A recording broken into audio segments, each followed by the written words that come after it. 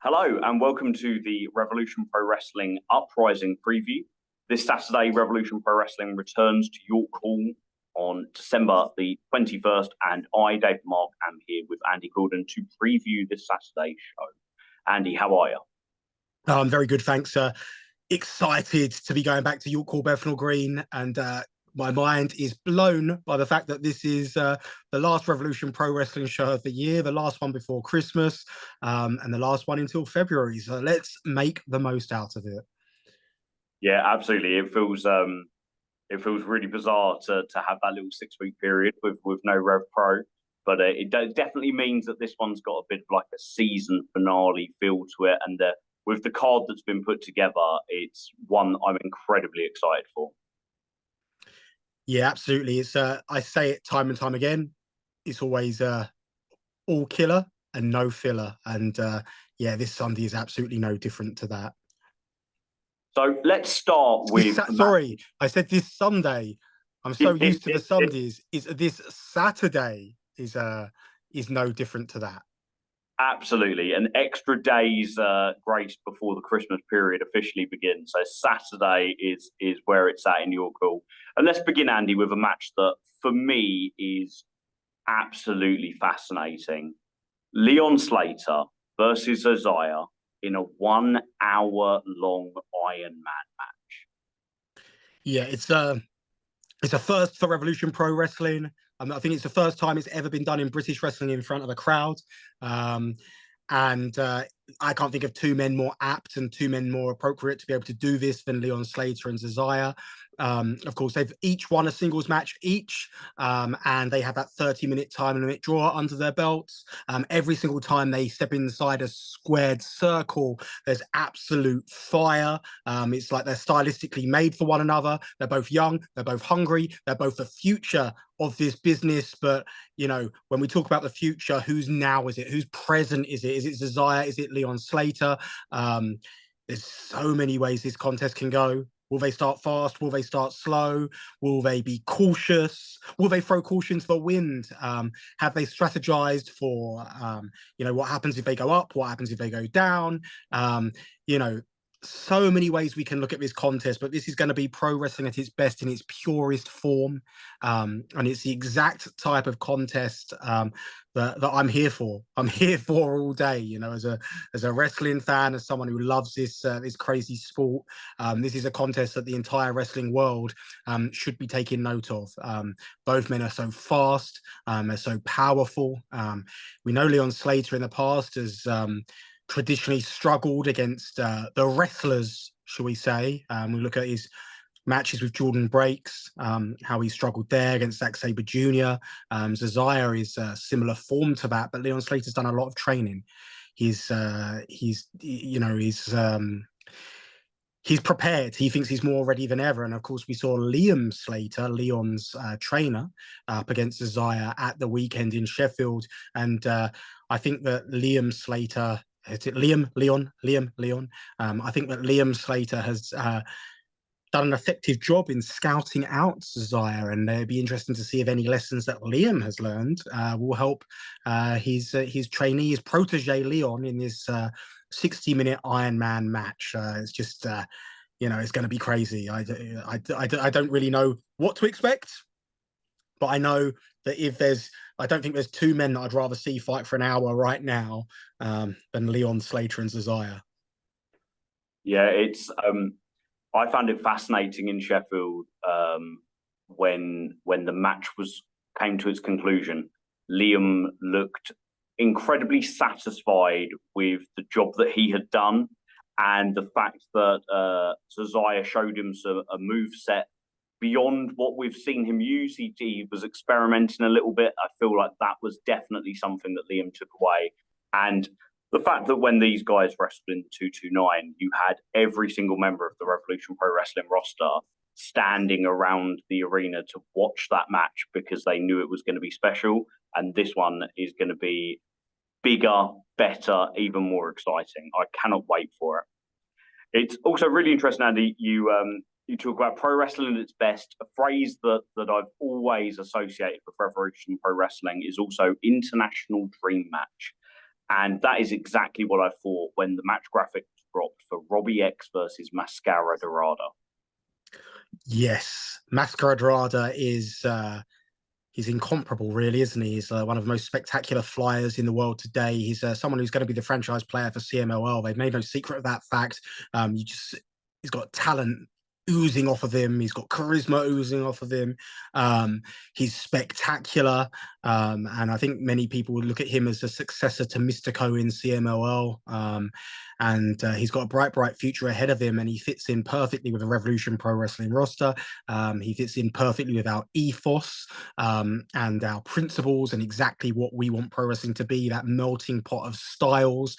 And it's, it's great that, we're able to do this, continue our relationship with CMLL, which was started last year. We've had a successful year partnering with CMLL, and I think we're going to only see that relationship go from strength to strength. And he'll be going up against Robbie X, a man he knows very well, competed against him in the British Shake-Up last year. But both have grown and changed since then. And Robbie X, of course, has got a very different attitude to what he had then, and he's got a very different attitude to what he had when he competed in CMLL just a couple of months ago as well. Of course, now a member of the Bullet Club. We saw against Leon Cage in Sheffield. Robbie X has got a new pronounced mean streak about him, and he'll be looking to bring that into this contest with Mascara D. But make no mistake, these are two of the most exciting professional wrestlers going right now, and I'm very excited. Like, it's one of those matches where I always say expect fireworks. So yeah, it's going to be great. Yeah, it's a very, very different Robbie, isn't it? Since he went to Japan, working with Bullet Club, working with Taiji Ishimori. And I feel that makes this match even more interesting, because it isn't just two of the best high flyers in the world. Because Robbie engages that technical side of his wrestling so much more when he's got a point to prove and when he's got that vicious streak. So incredibly excited for this one. Speaking of live in Sheffield and the Leon Cage versus Robbie X match, it was also there that it became apparent that we were going to be seeing Conor Mills and Jay Joshua versus Sunshine Machine.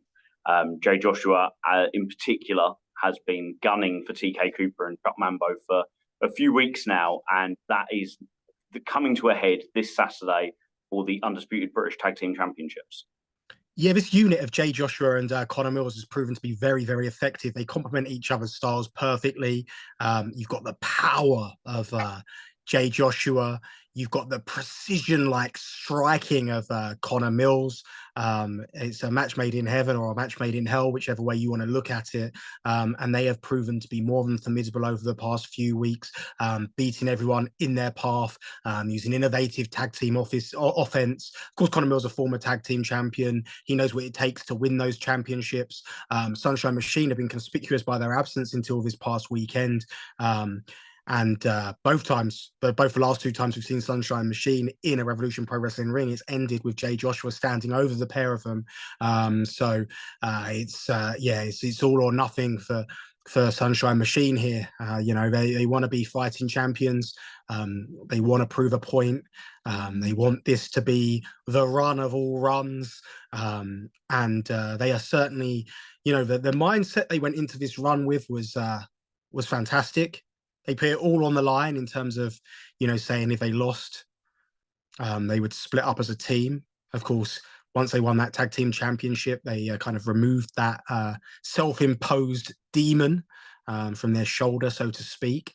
But I think that same mindset that got them back to the tag team championship gold, I think that remains. And they are still fighting as if their careers depend on it each and every match.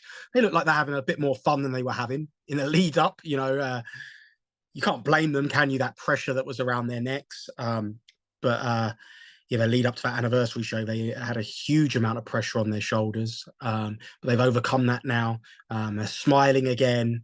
And again, it's always difficult with TK and Mambo, isn't it? Because you never know whether those smiles are a positive or a negative. You like to see people enjoying their job, but if you can levy any criticism towards Sunshine Machine, is at times perhaps they don't take things serious enough, and that can lead to their downfall. But yeah, I feel like Sunshine Machine are going into this with the right mindset, just defended the belts in the United States. They're coming in, they're looking to make history of this championship reign. But one thing which is interesting about this is a match that when they won the championship in August, I don't think they would have been looking at Jay Joshua and Conor Mills as potential challengers for that gold. But Jay Joshua and Conor Mills have been so effective in such a short amount of time that they forced themselves into that position as #1 contenders. So it's going to be very intriguing to see how this contest goes. Jay Joshua and Conor Mills are going to look to go in there, impose their will, bully Sunshine Machine, and Sunshine Machine are, no doubt in my mind, they're going to have to use their speed to try and get around Joshua and Mills. But in addition to that, they're going to have to weather an early storm, because I predict that Mills and Jay Joshua are going to come out swinging. Yeah, this one for me is Sunshine Machine are going to have to really, really rely on their experience as a tag team and utilize as much tag team offense as they can. You know, utilizing that 5 seconds that you get as a team in the ring after you've tagged in as often as possible, because Jay Joshua is a big, strong lad, and Conor Mills, I think in 2024, is on an absolute tear and is not like a Conor Mills that either of them have faced before. And so that is a really imposing problem. One I'm absolutely fascinated by, and one that marries with it, because it also came out of Sheffield and it also came out with Jay Joshua and Conor Mills, is the team of Mark True, Kieran Lacey, and Will Caven taking on CPF, with the added stipulation of the trios tournament prizes, we should call them, up on grabs as well. Yes, and that's one of those matches whereby, look, we've called Will Caven opportunistic. We've called him a disruptor. The Undisputed British Cruiserweight Championship is made quite the trio with True and Lacey. They're very adamant that they should, if they were in that trios tournament, they would have won the whole thing. But let's not forget they lost a qualifying match in that tournament, and that's why they didn't find themselves there. So. I don't think they've really got much of an argument, but they do this thing that they do, which is disrupt. We saw them defeat the Flying Bryant brothers in the 229 London a couple of weeks ago. We saw them continue to beat boots in, and we saw CPF coming out to kind of break that up. And you've got to feel that in their minds, they knew that something like that was going to happen, and that just opened the door to turn this thing personal. And you saw them viciously assault them at the conclusion of that contest in Sheffield, combining with Jay Joshua and Conor Mills to make this gruesome fivesome, I guess. And then holding those trophies above their heads. And listen, the Trios Grand Prix is obviously an annual tournament, and it's not something that you're going to be able to take away from CPF, but those physical trophies are essentially, as we've said time and time again, they're free wishes. And CPF haven't cashed in any of their wishes yet. They haven't cashed in any of their trophies. They're still carrying around free trophies, which means there are still free wishes. And somehow, some way, this trio of True, Lacey, and Caven have been able to convince CPF to put those trophies and indeed those free wishes on the line. And I hate to think, what True, Lacey, and Caven would have come up with as their free wishes should they be victorious in this one. So not really something that CPF needed to do, put those trophies on the line, but it's something they've chosen to do. And again, it's something that I say it all the time in Revolution Pro Wrestling, we fight for legacy. And, CPF want to establish themselves as a top trio, not just in the country, not just in Europe, but in the world. And they feel like if they're going to do that, they might as well fight for something. So they're fighting to keep those trophies. They're fighting for that legacy. And they have, don't forget, 1 year to cash those trophies in. So, and they don't all have to be cashed in together. They can be cashed in one at a time. But we know each member of CPF is responsible for one of those trophies and indeed one of those wishes. They could take singles, tags, he could take trios matches. So it'll be very, very intriguing to see the way those trophies are used. And it'll be very interesting to see what happens if True, Lacey, and Caven are able to get their hands on them. Because I can guarantee you, if True, Lacey, and Caven get their hands on them, there is not a chance that they'll be defending them. They will literally be cashing them in as soon as possible. Yeah, it's one, isn't it, with CPF where they weren't put under pressure to defend these. It's their choice, and that's something that they may come to regret. And that's definitely what Caven, True, and Lacey will be looking to do, is to make them regret that decision. Fascinating stuff. We've got 2 women's matches I want to explore next with you, Andy. One is for the undisputed British Women's Championship. And one is an international dream match. So we're literally giving that pro wrestling at its best in every asset here. Let's start with Serena Deeb and Kanji. Yeah, I mean, look, when you talk about technicians and you talk about 2 of the best technical wrestlers in the world, you need to look no further than Serena Deeb and Kanji. Serena's one of those veterans of the scene. She's been there, she's done that, she's got the t-shirt, but she is a wizard in the ring. And for my money, Kanji can match her absolutely hold for hold. Look, I feel like when we kind of made our mission statement clear that we're going to put a real rejuvenated focus on the women's division, I made it clear that I feel that there's enough depth now in the women's division around this country, in the people playing their trade, and I've always said I want it to be treated no differently to any men's division. It's there on merit, alone. But one thing that happens in our men's division all the time, as it was just alluded to with Mascara D and Robbie X as an example, is that we have dream matches, we have showcase matches when there is a top wrestler around and we bring them in, we find someone stylistically who can match up with them. So when the opportunity came to be able to use Serena Deeb to be able to work with AEW again on bringing in one of their talents, that's exactly what we did. We jumped to that opportunity and we looked at who stylistically could match up with Serena Deeb the best, who would be the best advert for our women's division, who would be the person to put her to the test the most. And we look no further than Kanji. And this is the exact type of match that Kanji is all about, the exact type of opportunity that Kanji is all about.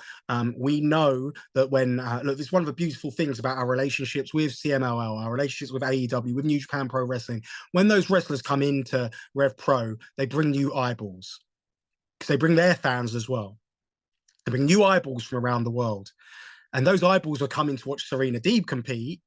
But when they're watching Serena compete, they're also seeing Kanji and they're seeing exactly what she's all about. And that is how stars are born. Because trust me when I say this, when you see Kanji compete once, you're a fan for life. Kanji's a very real deal. Serena's going to be finding this out firsthand. Going to be very, very interesting to see how seriously Serena takes this contest. If she's done her homework, we know that that's what she's all about. We know that's what she's renowned for being a professor, for studying, and for passing that knowledge on, and we know that if she's going to follow her own advice, she will be more than ready for this contest with Kanji. Like I say, stylistically one of the most exciting matches that you're going to see in a long time, and I feel like a real showcase for the women's division and the exact type of contests that I think that fans of women's professional wrestling have been crying out for a long time. Again, I sit here saying I have no bias whatsoever.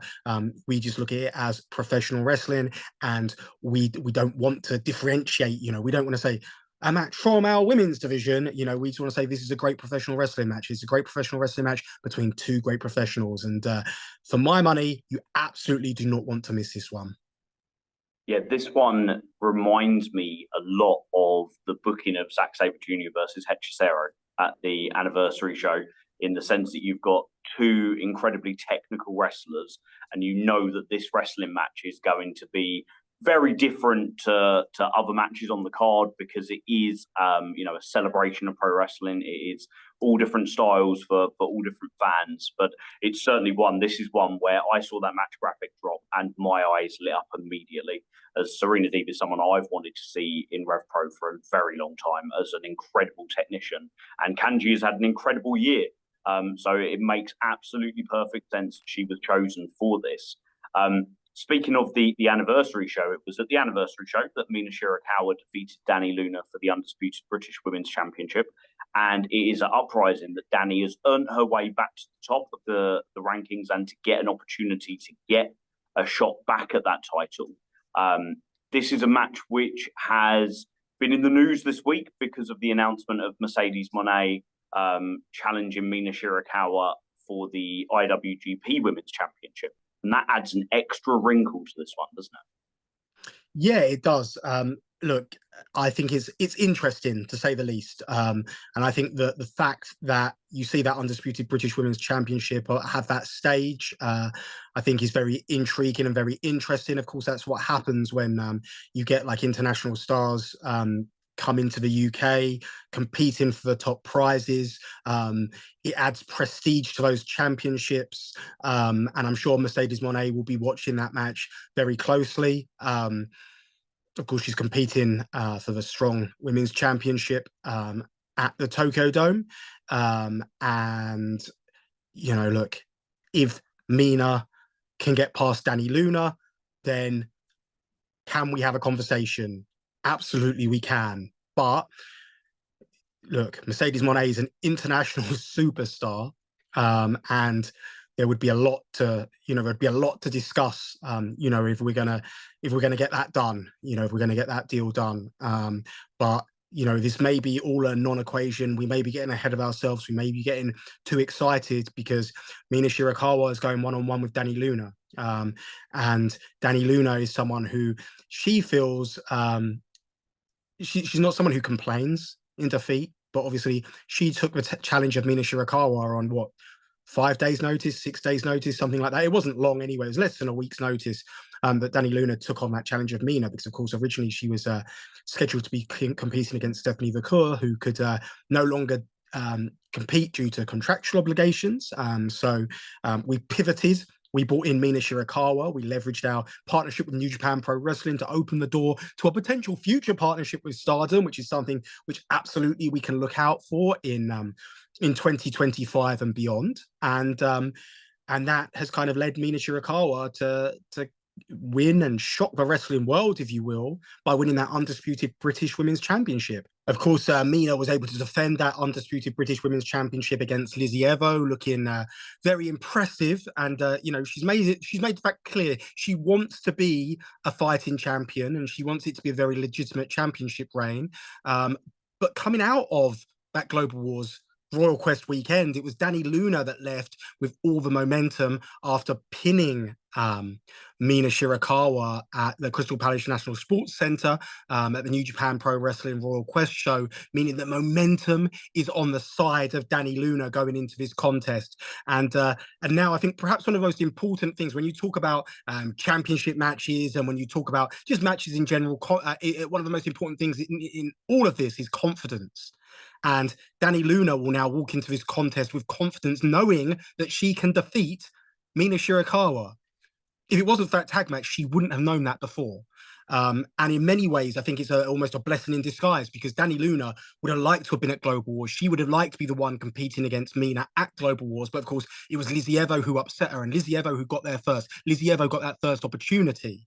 But when I say it was a blessing and a curse, it meant that Dani Luna was then able to step in the ring the following night against Mina in tag team action, and she was able to get the win.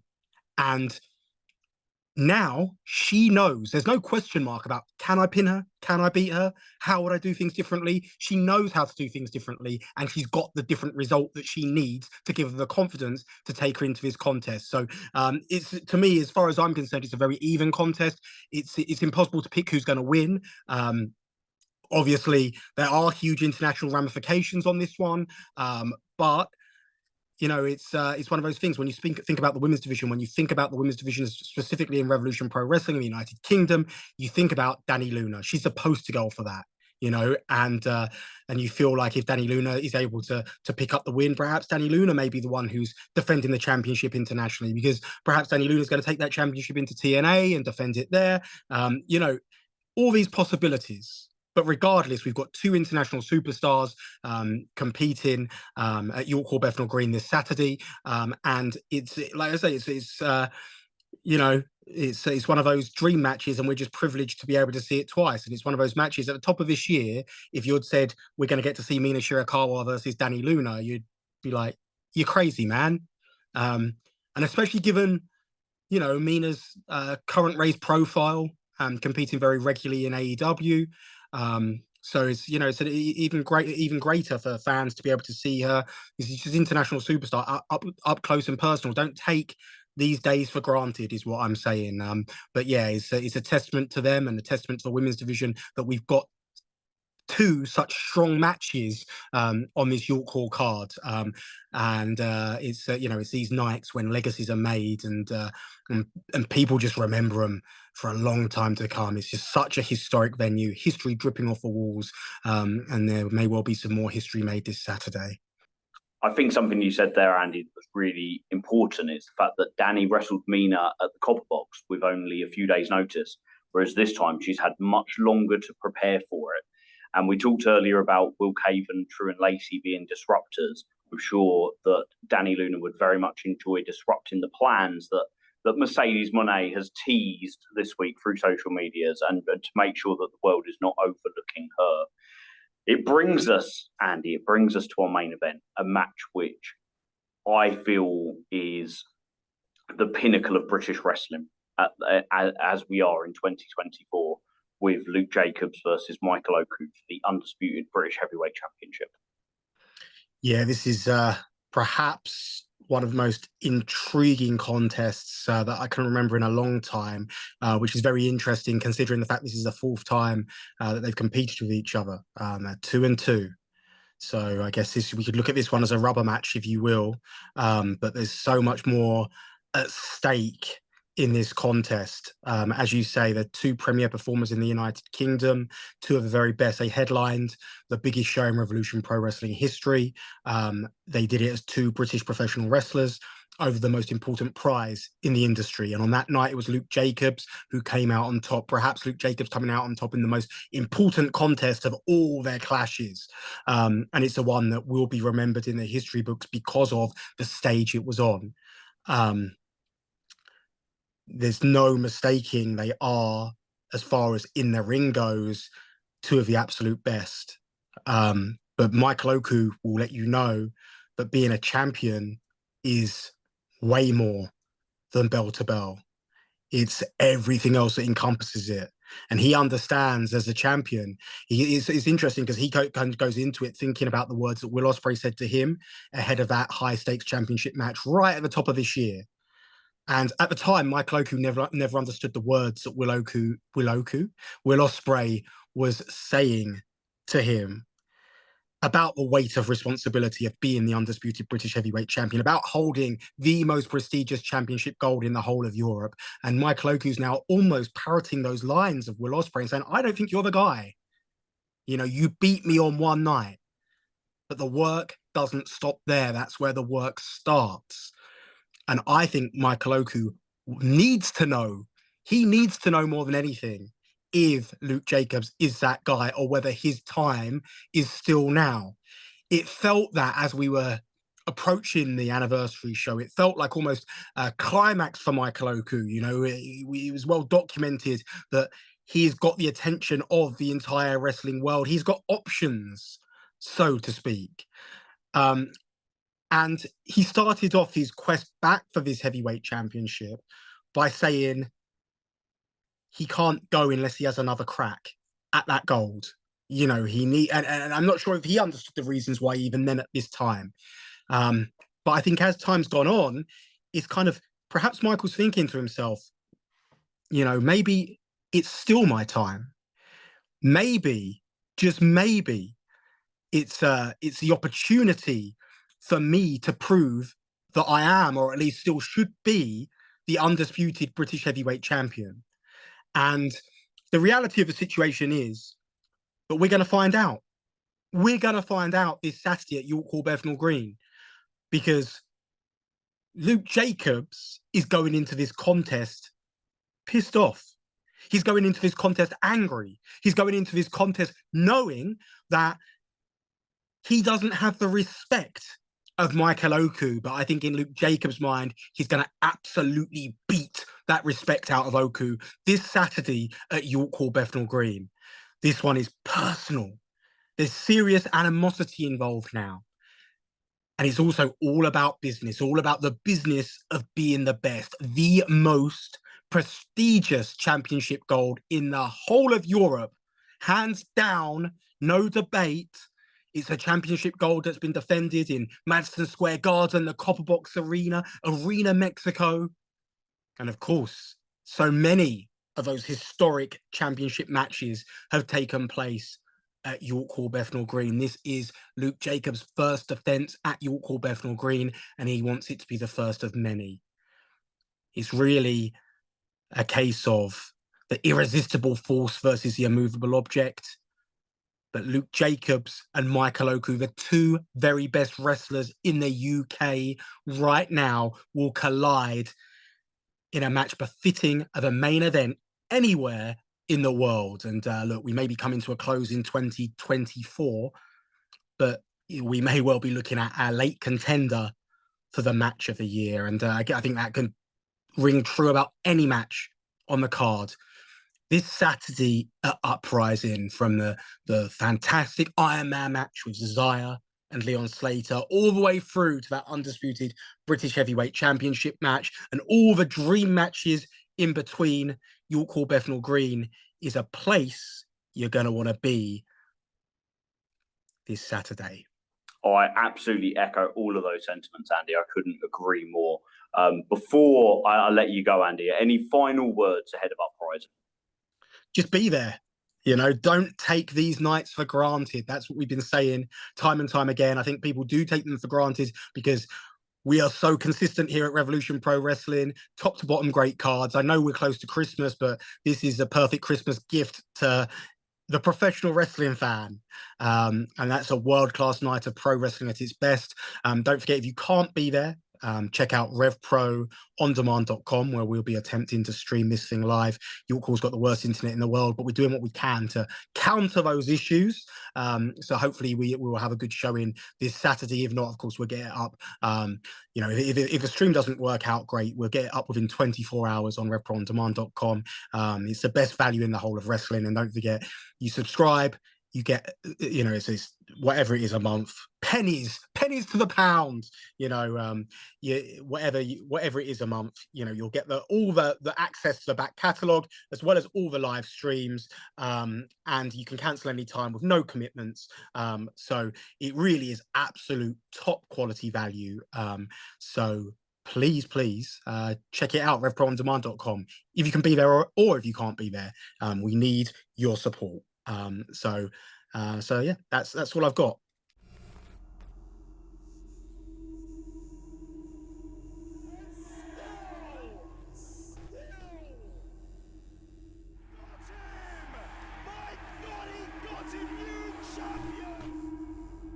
An absolute crash, a car crash in the middle of the ring. Jacobs can't believe it. The most important match of Revolution Pro Wrestling. That makes it 2-2. I am not leaving Revolution Pro Wrestling without getting one more match. 5-star front splash makes him the #1 contender. Big disgrace. Jacobs defeats Ishii at last. What is going to happen when we see the rematch?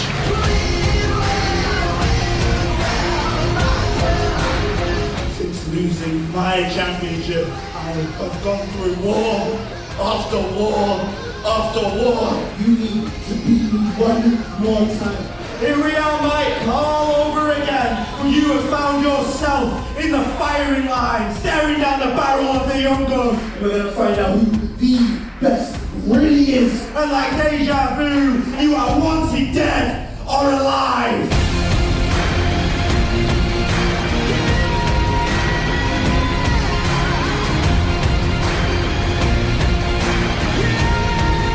And your call, it will be the complete destruction of Michael Loku.